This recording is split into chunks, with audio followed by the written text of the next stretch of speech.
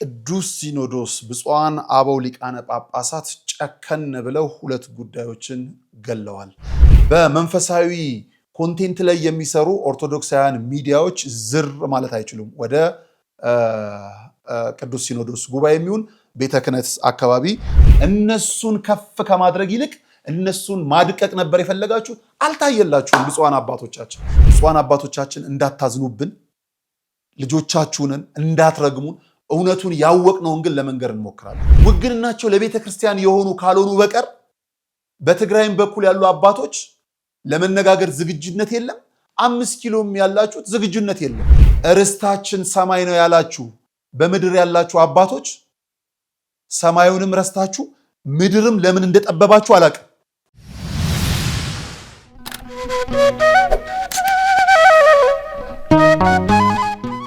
ሰላም ጤና ይስጥልን ክቡራን ተመልካቾቻችን እንደምን አላችሁ? ይህ ነጋሽ ሚዲያ ነው። ጋዜጠኛ ነጋሽ በዳዳ ነኝ።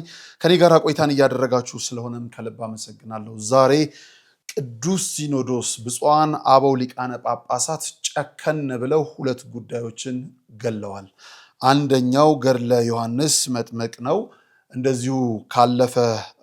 እንደዚሁ ደግሞ በትግራይ አካባቢ ያሉ አባቶች አሊያም በትግራይ ሀገረ ስብከት ያለውን ጉዳይ ጳጳሳቱ ገለውታል ማለት ነው። ሁለቱን ነገሮች በደንብ እንደዚሁ የምንመለከታቸው ነገሮች ይሆናል። ኦርቶዶክሳውያን ዛሬ ሼር አድርጉት ለብዙዎች ኦርቶዶክሳውያን ለሌሎች እንዲደርስም በደንብ አባዙት። በደንብ መነጋገር መቻል ያለብን ጉዳይ ስለሆነ ነው። ሁለቱም በጣም ወሳኝ ጉዳዮች ናቸው። ገድለ ዮሐንስ መጥምቅን ከማውገዝ በፊት በራሱ መሰራት ያለበት ብዙ ነገር እንዳለ ያሳየ ውሳኔ ብፁዓን አባቶቻችን እንዲሁ ወስኗል። አለፍ ሲልም ደግሞ በጣም በሚያሳዝንና በሚያስደነግጥ መልኩ በትግራይ አካባቢ ያሉ አባቶችንም የሰማነውም የተሰማውም ጉዳይ እየሆነ ያለውን ነገር በደንብ ገላልጠን የምንመለከተው ይሆናል ማለት ነው። ነጋሽ በዳዳ ነኝ። ዛሬ በደንብ እውነቱን ጫን ብለን የምንነጋገራቸውን ነገሮች ይኖራሉ። ከኛ ጋር ስለምትሆኑ ከልብ እናመሰግናለን። ከዛ በፊት ግን የሙታንሳ ማር ቅዱስ ሚካኤል አንድነት ገዳም አባቶቻችንን መልእክት እንዲሁም የጽርሐ አርያም ሰሚነሽ ኪዳነ ምሕረት አንጎለላ ሰሚነሽ ኪዳነ ምሕረትን ጥሪ ሰምተን ወደ ዋና ጉዳያችን እንመጣለን ማለት ነው። ሰላም እግዚአብሔር ከሁላችን ጋር ይሁን። መልካም ጊዜ።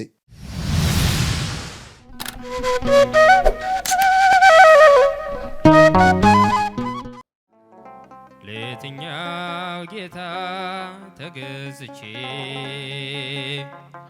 የእመብርሃንን ፍቅር ፍለጋ ከቤት ንብረታቸው ለምናኔ የተሰደዱ ወዲህ ስለ መንግሥተ ሰማያት መንገድ ለቀደዱ ወዲያ ስለ ክርስቶስ ወንጌል ለነደዱ መናንያን በዓታቸውን እናንተ ልጆቻቸው አሰናዱ።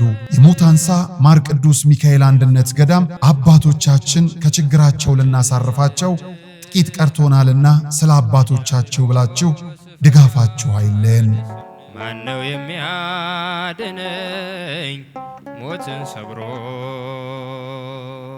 ትትናሽ ግሩም ነው ደግነትሽም፣ ትትናሽ ግሩም ነው ደግነትሽ። የልቤ ደራሽ እመ ብዙሃን ወለላይቱ እመ ብርሃን የእኛ እናት ድንግል ማርያም ሚስጥረኛዬ ኪዳነ ምሕረት ዕለተ ቅዳሜ የማህሌተ ጽጌ አዳርን በአንጎለላ ጽርሐ አርያም ሰሚነሽ ኪዳነ ምሕረት በፍጹም እንዳትቀሩ። የማር እምነቷን ጠጥተን በፈዋሽ ጸበሏ ድነን በገዳም አባቶች ተባርከን ገድሏን በማዘል መገበሪያውን ሰፍረን ደግሞም እንደገና በመስቀል ተዳሰን ጭንቅና መከራችንን አራግፈን በማግስቱ በዕለተ ሰንበት በአዲስ መንፈስ ወደ ኑሯችን እንመለሳለን።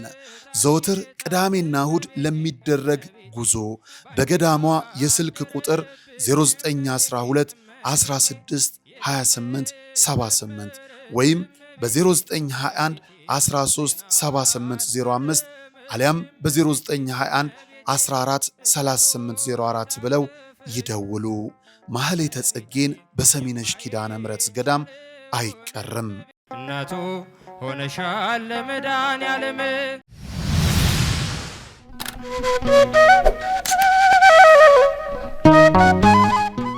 ክቡራን ተመልካቾቻችን ተመልሰን ተገናኝተናል። በጣም በሚያስደነግጥና በሚያስገርም መልኩ እንግዲህ ከግንቦቱ ቅዱስ ሲኖዶስ ጉባኤ ጀምሮ ነጋሽ ሚዲያን ጨምሮ ኦርቶዶክሳዊ ሚዲያዎች ወደ ቤተ ክህነት ገብተን ዘገባ እንዳንሰራ ተከልክለናል። በጣም በሚያሳዝን በሚያስገርም መልኩ ለምን ብለን አንጠይቅም። ምክንያቱ የሚታወቅ ስለሆነ ነው። ልብ በሉ ከወረሃ ግንቦት 2017 ዓ.ም ጀምሮ ማለት ነው በመንፈሳዊ ኮንቴንት ላይ የሚሰሩ ኦርቶዶክሳውያን ሚዲያዎች ዝር ማለት አይችሉም። ወደ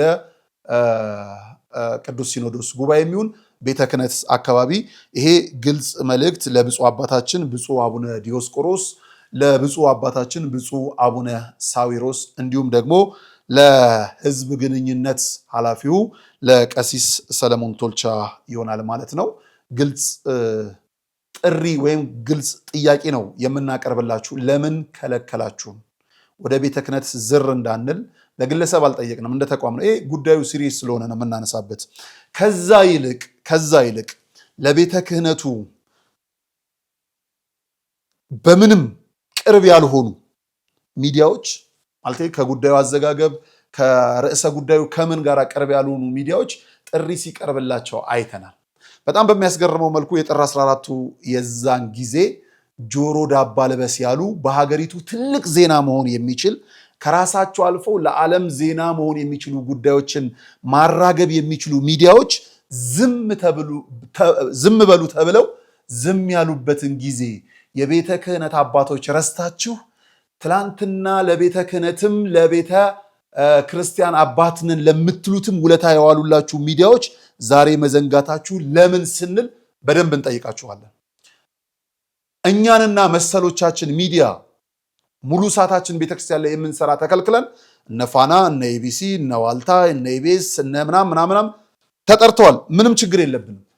ለምን ተጠሩ አይደለም ጉዳዩ። ብትጠሯቸው የኛን አህል አይደለም የኛን ሩብ አይሰሩላችሁ፣ የኛን ሩብ መልእክቶቻችሁን አያስተላልፉላችሁም። በደንብ ንገረን ካላችሁ በምስል ላምጣላችሁ። የቅዱስ ሲኖዶስ ጉባኤ መጠናቀቅን ተከትሎ ምናልባት ፋና ቴሌቪዥን 3 ዜና ሰርተዋል። በጣም የሚያስደስት ጉዳይ ነው። ወይም በቅዱስ ሲኖዶስ በቅርብ ትናንትናን መለስ ብለን ስንመጣ ክቡራን ተመልካቾቻችን ለግብዝነት አይደለም አንድ ጉዳዮችን እናነሳለን። ፋና አንደኛውን ጉዳይ የኦርቶዶክስ ተዋሕዶ ቤተክርስቲያን ቅዱስ ሲኖዶስ ውሳኔዎችን ያለው የምን ኦርቶዶክስ? እኛ ግን የምንለው የኢትዮጵያ ኦርቶዶክስ ተዋሕዶ ቤተክርስቲያን ቅዱስ ሲኖዶስ ውሳኔዎችን ነው የምንለው። ተመልከቱት። ፋና የኦርቶዶክስ ተዋሕዶ ቤተክርስቲያን ቅዱስ ሲኖዶስ ውሳኔዎች ብሎ ከ12 ሰዓት በፊት 424 ሰው ነው ያየላችሁ። 424 ሰው 424 ሰው ሚዲያውን ጠርታችሁ እንቀጥል። ፋና አሁንም ከ20 ሰዓት በፊት እኛ ስንቀርጽ ብሎ የቅዱስ ሲኖዶስ ምልዓተ ጉባኤ ማጠቃለያ። የምን ቅዱስ ሲኖዶስ? አትሊስት ይሄንን ርዕስ እኛ ጋር ብንጠቀመው ይታወቃል። ከኦርቶዶክስ ውጪ ቅዱስ ሲኖዶሱን ስለማናቅ ፋና ግን የሀገር ነኝ ብሎ ስለሚያስብ እዛኛው ቤትም ሲኖዶስ የሚል ጉባኤ ጀምረዋል። የምን ሲኖዶስ? አንደኛው ጥያቄ። በዚህ ሂደት ላይ ከ20 በፊት 7005 ሰው አይቷል። ትልቅ ከፍ የሚለው ይሄ እኮ አላደለንም እንጂ ቤተ ክህነት ውስጥ ያለ በሞባይል እጃችሁ ስልክ ላይ ያለ አንድ ግለሰብ ቢለቀው ሊያየው የሚችለው ዜና ነው። ሶስተኛውን ዜና እንመልከት። ሶስተኛው ዜና ምክትል ጠቅላይ ሚኒስትሩ ስለ ኢትዮጵያ ውሃና ኤነርጂ ብሎ የቤተ ክርስቲያኗ ማሳሰቢያ። የትኛዋ ቤተ ክርስቲያን? ርዕሱን ተመልከቱት። ይሄንንም ከ15 ሰዓት በፊት የወጣ ዜና ነው። 937 ሰው ነው ያየላችሁ። የቤተ ክርስቲያኗን ሚዲያ ጥላችሁ ከእናንተ ጋር ፍጹም የማይመሳሰለውን ሚዲያ ጠርታችሁ አላየላችሁ። የደገሳችሁት የእውነት ድግስ አይደለም። የእውነት ሙሉ ኮንቴንታችንን የምንሰራው ነጋሽ ሚዲያስ ትላንትና እንደው ስንት ሰው አይቶልናል? ትላንትና የለቀቅ ነው። ዝም ብለን እንደው ትላንትና የለቀቅ ነው። በትንሹ ይሄንን ፕሮግራም እስከምንቀርጽ ድረስ 20,000 ሰው አይቶታል። አንድ ፕሮግራም ምናልባት የሲኖዶስ ውሳኔ ቢሆንስ 40-50 ሺህ ሰው ያየው ነበር። ከዛ በፊት የለቀቅነውንስ 51,000 ሰው አይቶታል።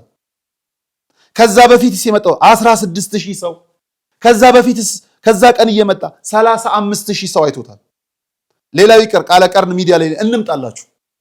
የቃለቀርን ሚዲያን ለምንድን ነው ኦርቶዶክሳዊ ሚዲያዎችን የምትጠሉት? ትላንትና የለቀቀውን ቃለቀርን 10,000 ሰው አይቶታል። ከትላንት በስቲያ የለቀቀውን 6003 ሰው አይቶታል። ከዛ በፊት የለቀቀውን 31000 ሰው አይቶታል። 17 እያለ ይወርዳል። በእይታ እንኳን መድመቅ የምትችሉት በእኛ በልጆቻችሁ ነው። ቋንቋ አይነሽ ሚዲያ አለ፣ ኢቲ አርት ሚዲያ አለ፣ ሎዛ ሚዲያ አለ፣ 21 ሚዲያ አለ፣ መንክር ሚዲያ አለ፣ ራማ ሚዲያ አለ። ተጠርቶ የማያልቅ ብዙ ሚዲያዎች አላችሁ። እነሱን ከፍ ከማድረግ ይልቅ እነሱን ማድቀቅ ነበር የፈለጋችሁ። አልታየላችሁም። ብፁዓን አባቶቻችን ግድ የለም ከልጆቻችሁ ጋር ስትሆኑ ነው መንገዱ የሚሰምረው። የምሬን ነው። ቤተክርስቲያኗ ችግር በገጠማት ጊዜ እናንተ ዛሬ የጠራችኋቸው ሚዲያዎች የሉም። ተደራሽነት ነበራቸው፣ ዝም ጸጥ ብለዋል። ገዳማት ላይ አባቶች ቢሞቱ አይናገሩም። ቤተክርስቲያን ብትቃጠል አይዘግቡም። አይተነው የለ እዚሁ መስቀል አደባባይ ላይ የሆነው። ስለዚህ ግድ የለውም ብፁዓን አባቶቻችን፣ አጥፍተን ከሆነ በቀኖና መልሱ፣ ምንም ችግር የለብንም። ቤተክርስቲያንን ለማገልገል ነው። የእናንተ መልእክት ብዙሃኖቹ ጋር መድረስ ሲኖርበት አልደረሰም። ውሳኔዎቻችሁ ያንገበግበኛል፣ በጣም በጣም ያንገበግበኛል። ደክማችሁ ለፍታችሁ ተግታችሁ ጸልያችሁ የወሰናችሁት ውሳኔ ልጆቻችሁ ጋር አልደረሱም። እንዳናደርስ አላስገባችሁንም። ግልጽ መልእክት ለብፁዕ አባታችን ብፁዕ አቡነ ሳይሮስ፣ ለብፁዕ አባታችን ብፁዕ አቡነ ዲዮስቆሮስ እንዲሁም ለሕዝብ ግንኙነት ኃላፊው ቀሲስ ሰለሞን ቶልቻ ይድረሳችሁ።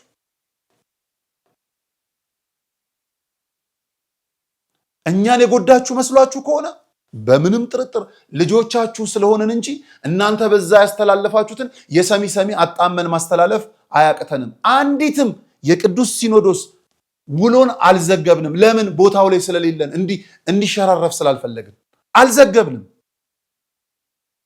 ከቤተ ክህነቱ አግላችሁናል። ዋናው ነገር ከቤተ ክርስቲያኗ አታርቁንም። ከቤተ ክርስቲያኗ ስለማታርቁን ነው። የቤተ ክርስቲያኗን ጉዳይ እየዘገብን እንሄዳለን። እማያልቅ ሀብት፣ እማያልቅ ርዕስ፣ እማያልቅ ጉዳይ፣ እማያልቅ ትምህርት፣ እማያልቅ ህይወት፣ እማያልቅ በረከት፣ እማያልቅ ምስክርነት ያላት ቤተክርስቲያን ስለሆነች የቅዱስ ሲኖዶስ ቤተ ክህነቱ እኮ የሚያልቅ ነው። በቃ ትላንትና አለቀ። እኛ ቤተ ክህነቱና ቤተክርስቲያኗ የተለያየች ናት የምንለው ለዛ ነው። የቤተ ክህነቱ ጉዳይ ያልቃል። ሲመሽ ስራ የለም። 24 ሰዓት ቤተክርስቲያኗ ላይ ግን ተአምራት አለ። 24 ሰዓት ቤተክርስቲያኗ ላይ ልጆቿ አሉ። የእነሱን ጉዳይ እየዘገብን ብንሄድ ብቻ አያልቅ። ለአገልግሎት ነው የመጣ ነው። ለምን? ተጠቀሙ። ይሄ ነው። ሁለተኛው እንግዲህ ምናልባት እንደ ትልቅ ጉዳይ ሲነሳ የነበረው ነገር በጣም ከገረመኝ አንዱ ገድለ ዮሐንስ መጥምቅ በቅዱስ ሲኖዶስ መወገዙ ነው። ጥሩ ነው፣ በጣም ጥሩ። ግንስ መጽሐፉ ታትሞ ለመሰራጨት ከመዘጋጀቱ በፊት ያንን የጻፈውን ሰው አስተሳሰብ ቀድሞ በማስተማር ምን አድርጋችኋል? ከዚህ በኋላ ስህተት እንዳይመጣ ሊቃውንቱን በምን ቃኝታችኋል? ሊቃውንት ሆነው ቤተክርስቲያንን ሊመሯት የሚገቡ ሊቃውንቶችን የት ነው ያስቀመጣችኋቸው? እነዚህ ሊቃውንት እኮ ዛሬ መቀመጫ ወንበር አጥተው የሚበሉት የሚጠጡት አጥተው ተሰደው ጥበቃም እያሉ ትክክለኛ የቤተክርስቲያኗ ሊቃውንት ቦታቸውን ለቀው መላከ ምናምን እንትን መጋቤ ምናምን የሚባል የስም ድሪቶ ያለባቸው ቦታውን ይዘውት እንዲህ አይነት ስህተት ከመምጣቱ በፊት ብፁዓን አባቶቻችን ምን እያደረጋችሁ ነው የሚል ሊቃውንቱ ይከበሩ፣ በቦታቸው ይቀመጡ። ወንበር ዘርግተው ጉባኤ ቤትን እያስፋፉ ያሉ ሊቃውንት ዛሬም ተገቢው ክብር ይሰጣቸው። ወረቀት ኬትም ገዝቶ የሥራ ልምድ እየተባለ በዚህ በእንካ ለእንካ ቅጥር እሱን አስቆሙት። ወደ ትግራይ አባቶች እንምጣ። በጣም የሚያሳዝን የሚያስገርም ጉዳይ ነው። እውነት ማዕከላዊ ያለው 5 ኪሎ ያሉት ብፁዓን አባቶቻችን እርቁን ትፈልጉታላችሁ? በደንብ እናወራዋለን ይህንን ጉዳይ። ከዛ በፊት ግን ቅዱስ ሲኖዶስ በማጠቃለያው ላይ የሰጠውን ውሳኔ ብፁዕ አባታችን ብፁዕ አቡነ ዲዮስቆሮስ የጠቅላይ ቤተ ክህነት የቅዱስ ሲኖዶስ ዋና ጸሐፊው ያነበቡትን እንስማው። እዛ ላይ ሰፊ ማብራሪያን በደንብ ደፈር ብለን እንመጣለን። ነገ ደግሞ ትንታኔውን እናመጣዋለን። ሙሉ ጽሑፉን ትንታኔውን ከነ ምስል ጭምር እናመጣዋለን። ድምፅ ካስፈለገ ድምፅ አስገብተንበት። እውነት እርቁ ይፈልጋል። ምክንያቱም ቂም ይዞ ጸሎት፣ ሳል ይዞ ስርቆት ስለማይቻል በደንብ እስቲ የብፁዕ አባታችንን መግለጫ ሰምተን እንመለስ።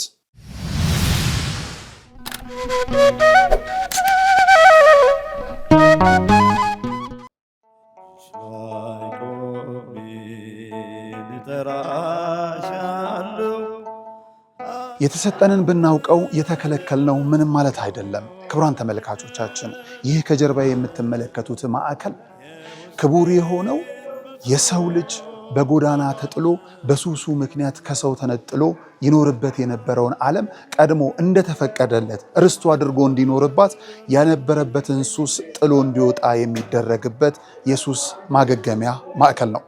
ልጆቻችን፣ ወላጆቻችን፣ ጓደኞቻችንም ጭምር በዚህ ሰዓት የት ናቸው ብለን ስናስብ በአእምሮ ህመም የሚሰቃዩ ባልባሌ ሱሶች ውስጥ ወድቀው ትላንት ከነበሩበት ከፍታ ዝቅ ብለው የሚታዩ ነገ ወደ ነበሩበት የሚመለሱ ስለመሆናቸው እርግጠኛ ይሁኑ።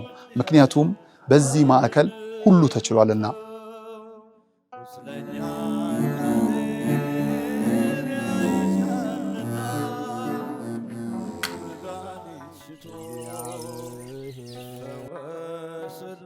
ከምድራዊው ጥበብ ባለፈም የሰማይ አምላክ እውነትም ዕውቀትም እንዲገልጥላቸው ወደ ነበረ ማንነታቸው እንዲመልስላቸውም ጭምር በግቢ ውስጥ ያሉ ወጣቶች ፈጣሪን የሚለማመኑበት የጸሎት ቤታቸው ነው።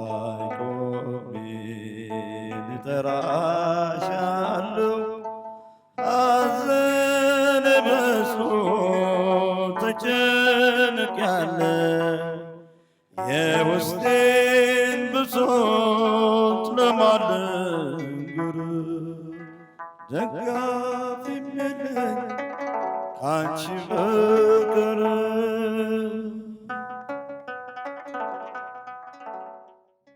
እንኳን አደረሳችሁ። የጃንደረባው ጉዞ ወደ ቅድስት ሀገር ኢየሩሳሌም የዮድ አቢሲኒያ አስጎብኚና የጉዞ ወኪል ከነጋሽ ሚዲያ ጋር በመተባበር ልደትን በኢየሩሳሌም ምዝገባ ጀምረናል። ያሉን ቦታዎች ጥቂት በመሆናቸው ፈጥነው ይመዝገቡ። እንግዲህ አሁን ያለንበት ቦታ ቤተልሔም፣ ቅድስት ቤተልሔም ነው። እመቤታችን ቅድስተ ቅዱሳን ድንግል ወላዲተ አምላክ በእንግዶች ማረፊያ ስፍራ አልተገኘላትም። ለዓለም ቤት የሰጠ መድኃኔዓለም ቤት አጣ። በእንስሳት መካከል አድግና ላም ትንፋሽ እየገበሩበት የኔና የናንተ አምላክ የኔና የናንተ ፈጣሪ በዚህ ስፍራ ላይ ተወለደ ማለት ነው። በኢትዮጵያዊ መስተንግዶ ዮድ አቢሲኒያ፣ ለበረራው ደግሞ የኢትዮጵያ አየር መንገድን ይዘን ቅድስት ሀገር ኢየሩሳሌምን አሳልመን እንመልሶታለን። ያሉን ቦታዎች ጥቂት በመሆናቸው ፈጥነው ይመዝገቡ። የዘንድሮውን ልደት በኢየሩሳሌም እንዳያመልጦ። ልጆች ለወላጆቻችሁ የምትሰጡት ታላቅ ስጦታ ልብ ይበሉ። እኛ አስጎብኚ አይደለንም። ይልቁንም በቅድስቲቱ ሀገር ያሉትን ቅዱሳን ስፍራዎችን አሳልመን የምንመልሶ ቤተኛ ሆነን። ዮድ አቢሲኒያ፣ የጃንደረባው ጉዞ ወደ ቅድስት ሀገር ኢየሩሳሌም።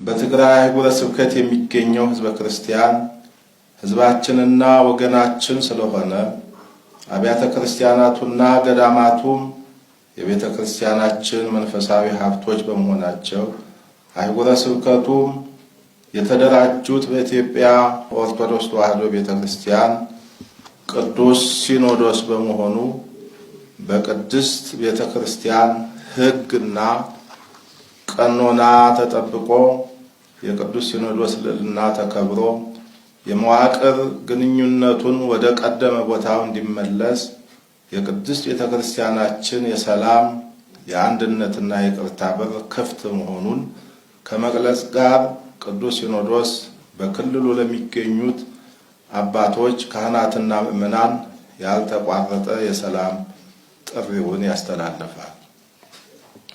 የቀድሞዎቹ ቅዱሳን አባቶቻችን ዋጋ ከፍለው ቀኖናዊ ሥርዓቷንና ክብሯን ጠብቀውና አስጠብቀው አንድነቷን አጽንተው ያወረሱንን አሐቲ ቤተ ክርስቲያን የቀደመ ሉዓላዊ ክብሯ እንደተጠበቀ ለመጪው ትውልድ ማስተላለፍ የበለጠ ዋጋ ያሰጣልና ቀደም ሲል ለዚሁ ጉዳይ የተሰየመው ኮሚቴ ስራውን አጠናክሮ እንዲቀጥል ሊቃውንቱ ካህናቱና መላው ሕዝባችንም የቤተ ክርስቲያንን አንድነት ለማጠናከር በሚደረገው ጥረት ሁሉ የበኩላቸውን እንድትወጡ የቅዱስ ሲኖዶስ ምልዓተ ጉባኤ በአጽንኦት ያሳስባል።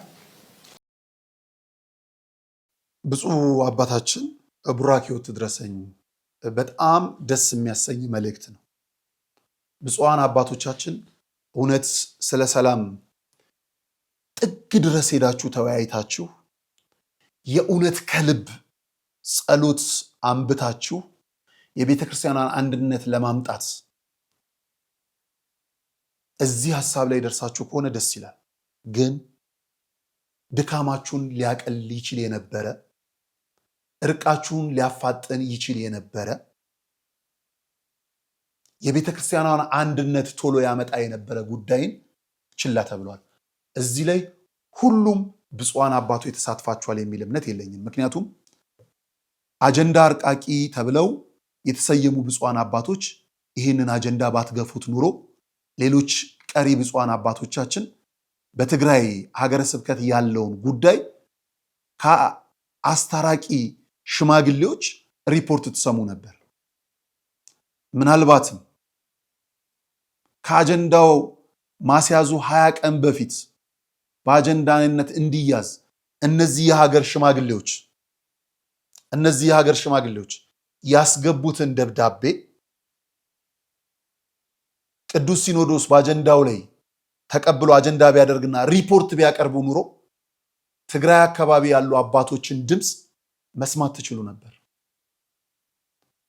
የሆነው ነገር ግን ብፁዓን አባቶቻችን እንዳታዝኑብን፣ ልጆቻችሁንን እንዳትረግሙን፣ እውነቱን ያወቅነውን ግን ለመንገር እንሞክራለን። እነዚህ የሀገር ሽማግሌ ተብለው የተመረጡት አባቶች ወይም አስታራቂዎች በጣም ትላልቅ ደረጃ ላይ ያሉ ለሀገርም ለቤተ ክርስቲያንም የሚጠቅሙ በጣም በሚያስገርም መልኩ እናንተ አባቶችም ጭምር ስትመርቋቸው የነበሩ ግለሰቦች ናቸው። በጣም በሚያስገርም መልኩ ታላላቅ ግለሰቦች ናቸው። እነዚህ ግለሰቦች በግል ወጪያቸው ጭምር በትግራይ ተገኝተው የቀደሙ አባቶች በቅዱስ ሲኖዶስ መዋቅሩ ያለበትን ሀገረ ስብከታቸው መንበረ ጵጵስናቸው ጭምር እየሄዱ አባቶችን እያናገሩ አባቶችም እነዚህን የሀገር ሽማግሌዎች በክብር ተቀብለው እያስተናገዱ ነበር። እናንሳቸው። እነዚህ ሰዎች እነማን ናቸው? ምንስ ናቸው የሚለውን በመጀመሪያ እንስማ። እመጣበታለሁ። በቀን 14/09/2016 ዓ.ም እውቅና ተሰጥቷቸዋል። በኢትዮጵያ ኦርቶዶክስ ተዋሕዶ ቤተክርስቲያን ቅዱስ ሲኖዶስና በትግራይ አህጉረ ስብከት መካከል ለዘመናት ጸንቶ በቆየው መዋቅራዊ አንድነት ላይ የተፈጠረውን ችግር ለመፍታት እንዲረዳ ብሎም ሰላምና አንድነት እንዲመጣ ባቀረባችሁት ማጣቀሻ ሰነድ TOR ላይ ቋሚ ሲኖዶስ ከተወያየን በኋላ በጽሁፍ በተጨማሪ ከኮሚቴ አባላት በቃል የቀረበው ማብራሪያ ካዳመጠን በኋላ የሰላምና የእርቅ አብይ ኮሚቴ በሚል ስም እንድትሰሩ ሚያዝያ 18 ቀን 2016 ዓ.ም ባደረገው ስብሰባ ወስኗል። ልብ በሉ። እኚህ የሀገር ሽማግሌዎች ከኢትዮጵያ ኦርቶዶክስ ተዋሕዶ ቤተክርስቲያን መንበረ ፓትርያርክ ጠቅላይ ቤተ ክህነት ጽሕፈት ቤት እውቅናም ፈቃድም ተሰጥቷቸዋል። ስለሆነም በቋሚ ሲኖዶስ ውሳኔ መሰረት ከቅዱስ ሲኖዶስ ጽሕፈት ቤት በቁጥር ይልና ቁጥሩን ጽፎ በ30/8/2016 በተጻፈ ደብዳቤ የኮሚቴ አባላት ሆናችሁ እንድትሰሩ የተፈቀደላችሁ መሆኑን እየገለጽን ተጠሪነታችሁ ለመንበረ ፓትርያርክ ጠቅላይ ቤተ ክህነት ጽሕፈት ቤት ሆኖ ይህን የተሰጣችሁ ከፍተኛ ኃላፊነት የኮሚቴው አባላት በሙሉ በትጋት እንድትወጡ አደራ ጭምር ላለው አባ አብርሃም የጠቅላይ ቤተ ክህነት ስራ አስኪያጅ በቅዱስ ሲኖዶሱ እንዲሁም በቋሚ ሲኖዶሱም እውቅና ተሰጥቶ በአባቶች ቡራኬ ተሰጥቷቸው ሂዱ፣ ሰላምን ዘምሩ፣ ሰላምን ይዛችሁ ኑ ብላችሁ የላካችኋቸው ሽማግሌዎች ዛሬ እዚህ ቅዱስ ሲኖዶስ ላይ ቀርበው ለ17 ወራት የለፉበትን የእርቅ ሂደት እናስረዳ ሲባል አጀንዳ አርቃቂዎች ብፁዓን አባቶች አጀንዳ እንዳይሆን አድርጋችሁ መጨረሻ ላይ የመጣውን ውሳኔ ከየት አመጣችሁት? ላም ባልዋለበት ኩበት ለቀማ አይሆንም ወይ? ምዕመኑን ለማሟኘት ዛሬም ጥሪ አድርገናል ለማለት ካልሆነ በቀር የእውነት ጥሪ አድርጋችሁ ከሆነ ለትግራይ አባቶች ራሳችሁ ፈቃድ የሰጣችኋቸውን የሀገር ሽማግሌዎች ሪፖርት ማድመጥ ለምን አልተፈለገም? በደንብ እንሄድበታለን። ነገ ከነዚሁ የሀገር ሽማግሌዎች የደረሰንን ሐሳብ ሳንበርዘው ሙሉን ትንታኔውን እናቀርብላችኋለን። ክቡራን ተመልካቾቻችን ከተላላኩት ከተጻጻፉት ደብዳቤ ከተገባላቸው ቃል ኪዳን እስከ ተካዱት ክህደት እርቁን የማይፈልጉ በትክክል አባቶች ስላሉ እዚህ ሊቀ ትጉሃን ቀሲስ ብሩክ ዋለልኝ ሰብሳቢ፣ አቶ ተስፋዬ ውብሸት ምክትል ሰብሳቢ፣ ለወይዘሮ ገነት አበባው ጸሐፊ፣ በኩረ ትጉሃን ለይኩን በላይነህ ኮሚኒኬሽንና አቃቤ ነዋይ፣ ዶክተር ተመስገን ወርቁ ሂሳብ ቁጥጥር፣ ለቀኛዝማች ኃይሉ ቃለ ወልድ፣ ለቢት ወደድ ባህሩ አብርሃም፣ ለአቶ በላይ መርሻ፣ ለፕሮፌሰር ወራሽ ጌታነ፣ ለአቶ ደርቤ ስነ ጊዮርጊስ፣ ለኮማንደር ደራርቱ ቱሉ፣ ለወይዘሮ ፀሐይ መላኩ፣ ለወይዘሮ መቅደስ ዘለለው ተብሎ በዚህ ቀን በተጠቀሰው ማለት ነው በኢትዮጵያ ኦርቶዶክስ ተዋሕዶ ቤተክርስቲያን መንበረ ፓትርያርክ ጠቅላይ ቤተ ክህነት ጽሕፈት ቤት እውቅና ደብዳቤ ተሰጥቶ እነዚህ የሀገር ሽማግሌዎች ሲንገላቱ አት አብያተ ክርስቲያናት ጭምር ሳይቀር እነዚህ ሰዎች ሲያገኟቸው የቤተ ክርስቲያናን ጉዳይ ምን አደረጋችሁ ተብሎ እየተጠየቀ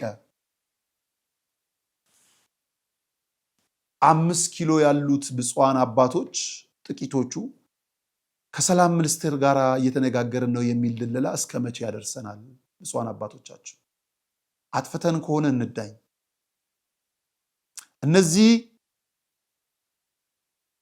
የእርቅ አብይ ኮሚቴ አባላት በምንም ተአምር ሊዋሹ የሚችሉ አይደሉም።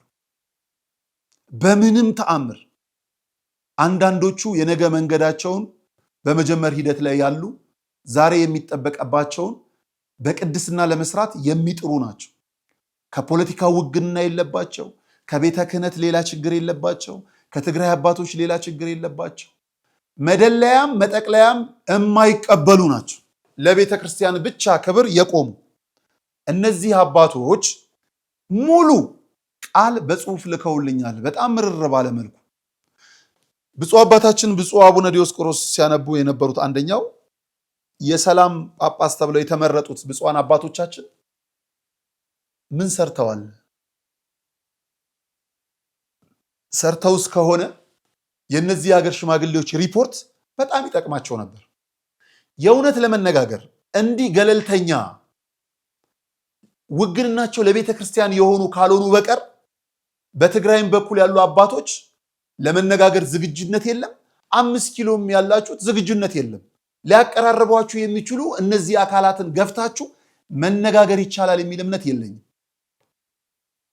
አሁን እነዚህ ሀገር ሽማግሌዎች እያሉ ያሉት ምንድን ነው? የቅዱስ ሲኖዶስ ምልዓተ ጉባኤ እኛ የሄድንበትን ርቀት አያውቅም። ቀሪ አባቶች አያውቁም። ጥቂት አባቶች ግን አፍነውናል። ለጉባኤው እንዳናቀርብ ታፍነናል። አጀንዳ አልሆነም። አጀንዳ ባለመሆኑ ደግሞ ከተለያየ ሀገረ ስብከት የሚመሩ ብፁዓን አባቶች ሀገር አቋርጠው ባህር ከፍለው ጊዜ መድበው የተቀመጡለትን ቅዱስ ሲኖዶስ ቅድስና የሚያስገኘውን የእርቅ መርሃ ግብር እንዳይከናወን ጥቂት አባቶች እንቅፋት ሆነውብናል። እነማ? መነጋገር ያስፈልጋል። ለምንስ? ስለምን? ለእርቅ ተብለው የተመረጡ ወይም የሰላም ተብለው አምባሳደር ተብለው የተመረጡ ብፁዓን አባቶች እውነት ሰላም ለማምጣት የሚችሉ ናቸው? ምክንያቱም ሌላ ጥያቄ የለባቸውም።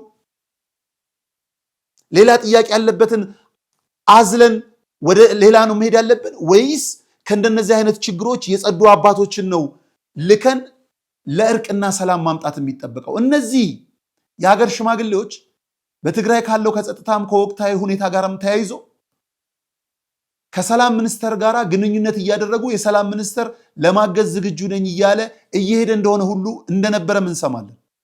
በትግራይ አባቶች መልካም አቀባበል ሲደረግላቸው ጥሩ ግንኙነት ለመጀመርም እንደሆነ ያንንም ለቅዱስ ፓትርያርኩ ለቅዱስ አባታችን እያመጡ ሪፖርት ሲያደርጉ እንደነበረ ቅዱስ አባታችንም ሁሌ በተደጋጋሚ እነዚህን የሀገር ሽማግሌዎች እንደሚባርኳቸው እግዚአብሔር ከእናንተ ጋር ይሁን እያሉ እንደሚመርቋቸው ሰምተናል።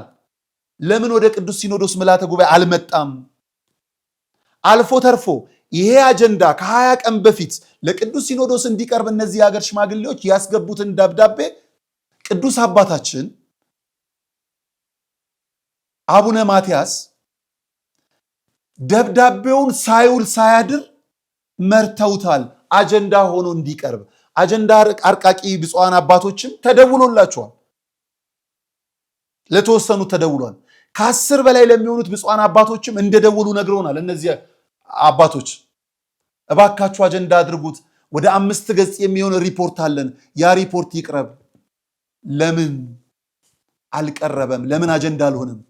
ሀገረ ስብከት ይመደብልን፣ አባት ይመደብልን ነው ወይ ጥያቄ የሚቀርበው? የተለያየችዋን የቤተክርስቲያን አስተዳደር ቤተክርስቲያን አልተለያየችም። የተለያየችዋን ቤተክርስቲያን አስተዳደር አንድ አድርጋችሁ ለምን አንድ አታደርጉንም? እኔ ለምሳሌ አክሱም ጽዮን መሄድ እፈልጋለሁ፣ ግን እንዴት አድርገን እንሂድ? ደብረ ዳሞን መሳለም እፈልጋለሁ፣ እንዴት እናድርገው? ከዛ መጥቶ መሳለም ይፈልጋል።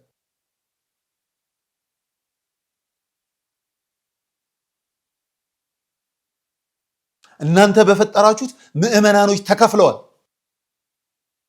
የቤተ ክርስቲያን አባቶች የሚጠይቃቸው አጥተዋል። ገዳማቱ የሚሳለምባቸው ጠፍቶ ዛሬም ባዶ ሆኗል።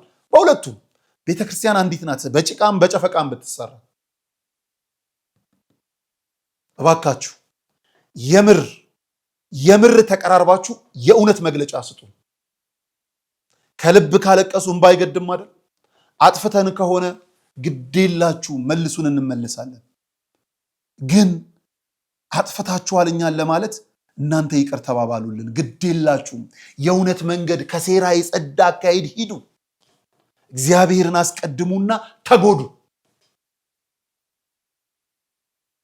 ማን አለን? እናንተ ከሆናችሁ መልኮቻችን ብፁዓን አባቶቻችን አለን። ተስፋ እንዳንቆርጥ የምታደርጉንም እናንተ ናችሁ። ተስፋ እንድንቆርጥ የምታደርጉንም እናንተ ናችሁ። ታውቁበታላችሁ። አንድ ሆናችሁ አንድ እንደምታደርጉን አምናለሁ። አዎ ከተሳሳታችሁ ልጆቻችሁን እነግራችኋለን፣ ስህተት ስለሆነ።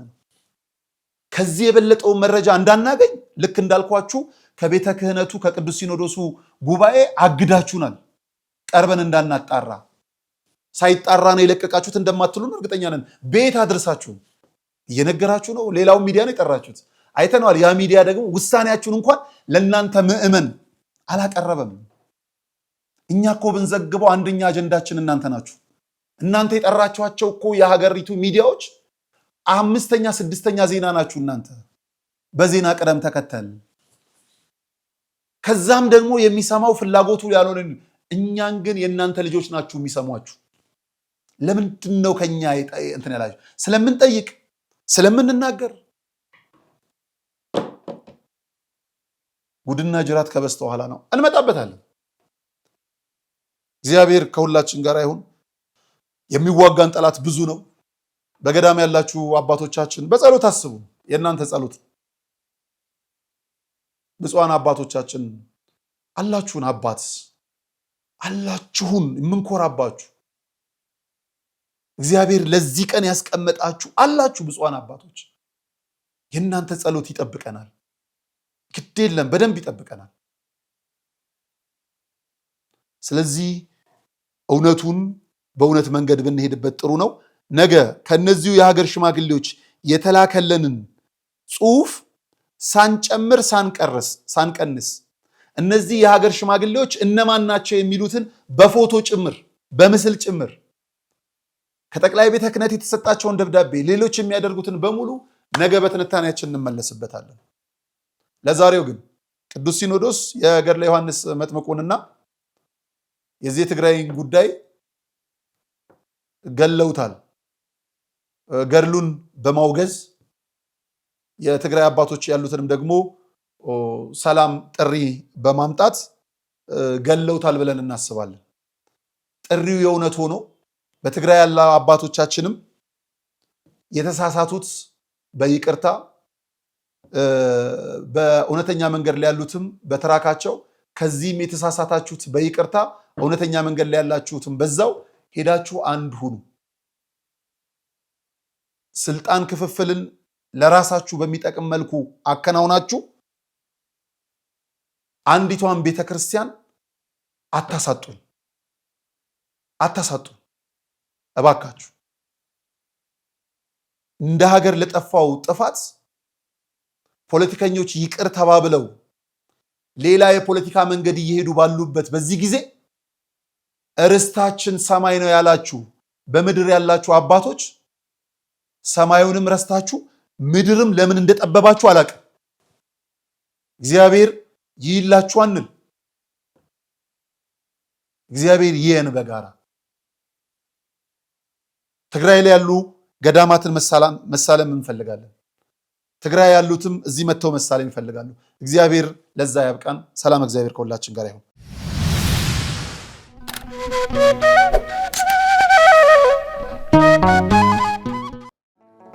ለየትኛው ጌታ ተገዝቼ የእመብርሃንን ፍቅር ፍለጋ ከቤት ንብረታቸው ለምናኔ የተሰደዱ ወዲህ ስለ መንግሥተ ሰማያት መንገድ ለቀደዱ ወዲያ ስለ ክርስቶስ ወንጌል ለነደዱ መናንያን በዓታቸውን እናንተ ልጆቻቸው አሰናዱ። የሙታንሳ ማር ቅዱስ ሚካኤል አንድነት ገዳም አባቶቻችን ከችግራቸው ልናሳርፋቸው ጥቂት ቀርቶናልና ስለ አባቶቻቸው ብላችሁ ድጋፋችሁ አይለን። ማነው የሚያድነኝ ሞትን ሰብሮ? ትሕትናሽ ግሩም ነው ደግነትሽም ትሕትናሽ ግሩም ነው ደግነትሽ። የልቤ ደራሽ እመ ብዙሃን ወለላይቱ እመ ብርሃን የእኛ እናት ድንግል ማርያም ሚስጥረኛዬ ኪዳነ ምሕረት ዕለተ ቅዳሜ የማህሌተ ጽጌ አዳርን በአንጎለላ ጽራርያም ሰሚነሽ ኪዳነ ምሕረት በፍጹም እንዳትቀሩ። የማር እምነቷን ጠጥተን በፈዋሽ ጸበሏ ድነን በገዳም አባቶች ተባርከን ገድሏን በማዘል መገበሪያውን ሰፍረን ደግሞም እንደገና በመስቀል ተዳሰን ጭንቅና መከራችንን አራግፈን በማግስቱ በዕለተ ሰንበት በአዲስ መንፈስ ወደ ኑሯችን እንመለሳለን። ዘወትር ቅዳሜና እሁድ ለሚደረግ ጉዞ በገዳሟ የስልክ ቁጥር 0912 16 28 78 ወይም በ0921 13 7805 አሊያም በ0921 14 3804 ብለው ይደውሉ። ማህሌተ ጽጌን በሰሚነሽ ኪዳነ ምሕረት ገዳም አይቀርም። እናቱ ሆነሻል ለመድኃኔዓለም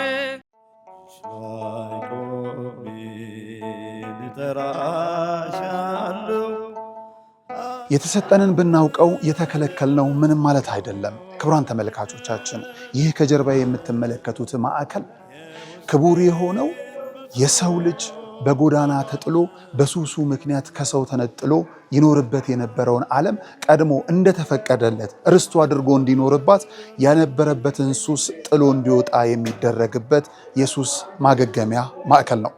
ልጆቻችን፣ ወላጆቻችን፣ ጓደኞቻችንም ጭምር በዚህ ሰዓት የት ናቸው ብለን ስናስብ በአእምሮ ህመም የሚሰቃዩ ባልባሌ ሱሶች ውስጥ ወድቀው ትላንት ከነበሩበት ከፍታ ዝቅ ብለው የሚታዩ ነገ ወደ ነበሩበት የሚመለሱ ስለመሆናቸው እርግጠኛ ይሁኑ። ምክንያቱም በዚህ ማዕከል ሁሉ ተችሏልና።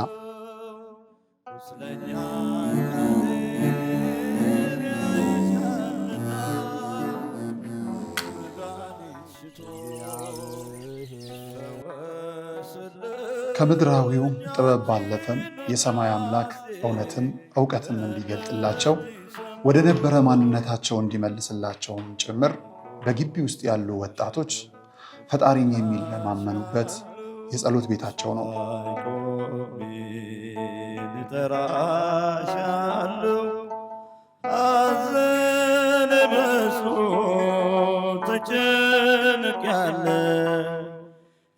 የውስጤን ብሶት ለማልነግር ደጋፊ የለኝ ካንቺ በቀር